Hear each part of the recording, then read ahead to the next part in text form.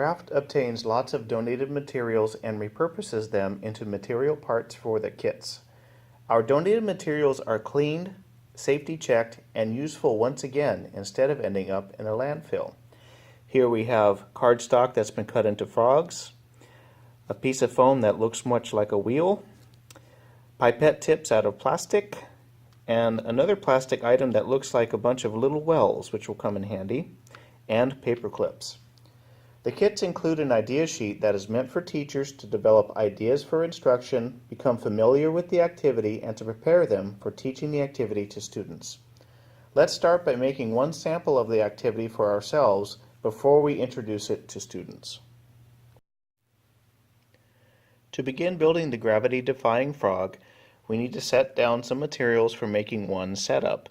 And the setup consists of one pipette tip, one piece of foam, one cardstock frog, and one of these plastic pieces that I said looked very well like. I had cut this one piece from this entire set with just regular standard scissors that I'm holding in my hand.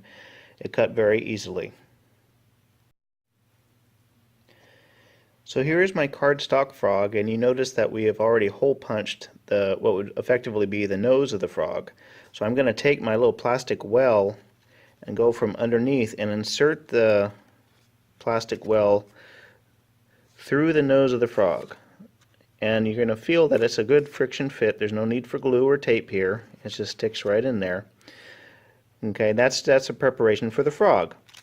Now I've got to prepare the post of the gravity-defying frog, and that's this foam wheel with a hole that you can see already in it, and also the pipette tip. It's very simple. You put the pipette tip through the hole, push it through so it's flush on one side, and there you have the post. So we've learned how to build the setup. The next step is to understand what students are supposed to do and notice. I'm going to take my frog. Notice there's that plastic well on the nose that I was talking about. We're going to put that on top of the pipette tip to serve as a pivot.